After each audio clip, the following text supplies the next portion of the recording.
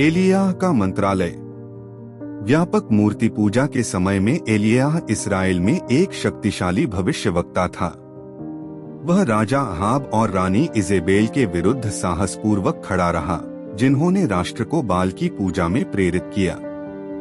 एलियाह ने कई चमत्कार किए, जिनमें कार्मेल पर्वत पर स्वर्ग से आग नीचे बुलाना, एक राजा 18:36 से 38 और विधवा के बेटे को मृतकों में से जीवित करना, एक राजा 17:22 शामिल था। वह ईश्वर के साथ अपने गहरे रिश्ते के लिए भी जाने जाते थे, अक्सर एकांत में उसकी तलाश करते थे और प्रार्थना करते थे। एलियाह का राजा अहाब और इजेबेल से सामना। शाही दरबार में राजा अहाब और रानी इजेबेल के सामने साहसपूर्वक खड़े पैगंबर एलिजा।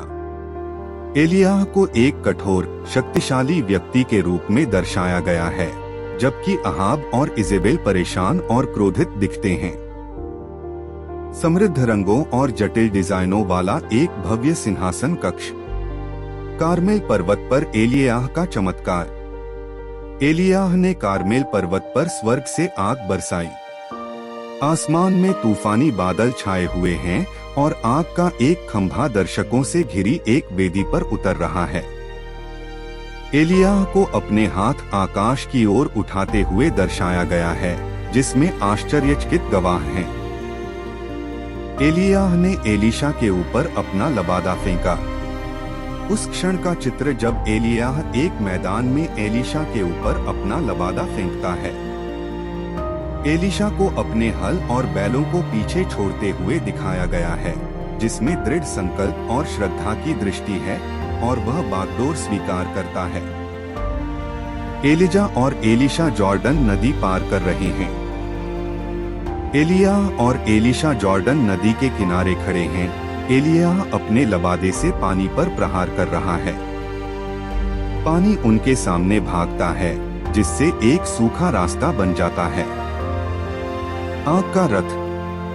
जब एलियाह को अग्नि के रथ में स्वर्ग तक ले जाया गया, आकाश तेज रोशनी से भर गया है, जैसे उग्र घोड़े और रथ एलियाह को ऊपर की ओर ले जा रहे हैं। एलीशा नीचे खड़ा है, विस्मय और दुहक के साथ ऊपर देख रहा है। उसकी भुजाएं ऊपर की ओर बढ़ते हुए एलियाह की ओर फैली हुई हैं। एलीशा फिर जॉर्डन नदी पर लौट आया और पानी पर लबादा मारा, और नदी फिर से विभाजित हो गई, जिससे पुष्टि हुई कि एलियाह की आत्मा अब उस पर विश्राम कर चुकी है। 2 राजा 2:14।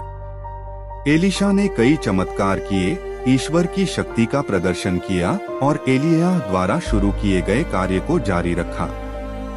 एलीशा चमत्कार कर रहा है।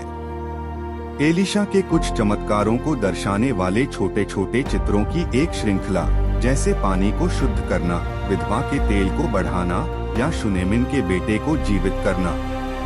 प्रत्येक दृश्य में आश्चर्य और दैवीय शक्ति की भावना व्यक्त, जिसमें एलीशा केंद्रीय, शांत व्यक्ति है। एलीशा ने जेरिको के पानी को ठीक किया। एलीशा ने जेरिको में एक दूषित झरने में नमक डाला, जिससे पानी गहरे और गंदे से साफ और शुद्ध हो गया। शहर के लोग चारों ओर इकट्ठा हो गए और आश्चर्य से चमत्कार देख रहे थे। झरने के चारों ओर हरी भरी हरियाली बढ़ रही थी, जो नए जीवन का प्रतीक है। शुनेमिन के पुत्र का पुनरुत्थान।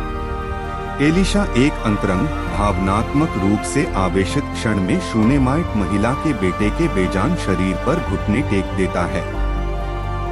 लड़के की आंखें खुलने लगती हैं। उसके चारों ओर दिव्य प्रकाश की एक नरम चमक होती है, जो ईश्वर की शक्ति को उसे जीवन में वापस लाने का संकेत देती है। एलीशा और स्वर्गीय सेना। एलीशा अपने भयभीत सेवक गेहजी के साथ एक पहाड़ी पर खड़ा है, जबकि एक विशाल दुश्मन सेना ने उन्हें घेर लिया है।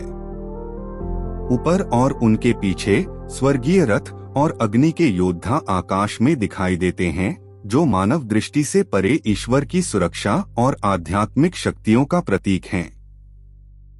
एलीशा विधवा का तेल गुना कर रहा है। एलीशा विधवा के घड़ों को आशीर्वाद देता है, क्योंकि तेल चमत्कारिक ढंग से एक छोटे बर्तन से हर उपलब्ध कंटेनर में बह जाता है। विधवा और उसके बच्चे अपने घर में भरे हुए घड़ों से घिरे हुए रोशनी और गर्मी से भरे हुए खुशी मनाते हुए दिखाई देते हैं।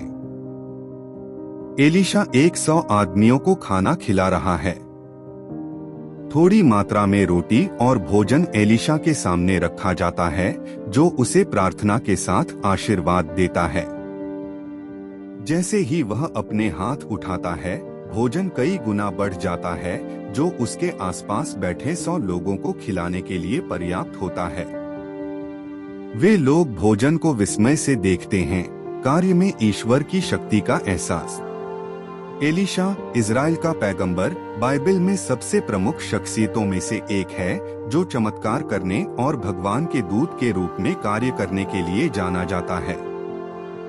वह पैगंबर एलियाह के शिष्य और उत्तराधिकारी थे, और उनका जीवन ईश्वर के कार्यों का एक शक्तिशाली प्रमाण है। एलियाह को बवंडर में स्वर्ग ले जाने के बाद एलीशा को एलियाह की आत्मा का 2 गुना भाग प्राप्त हुआ, जो उस अपार आध्यात्मिक शक्ति और जिम्मेदारी का प्रतीक था जो उसे सौंपी गई थी।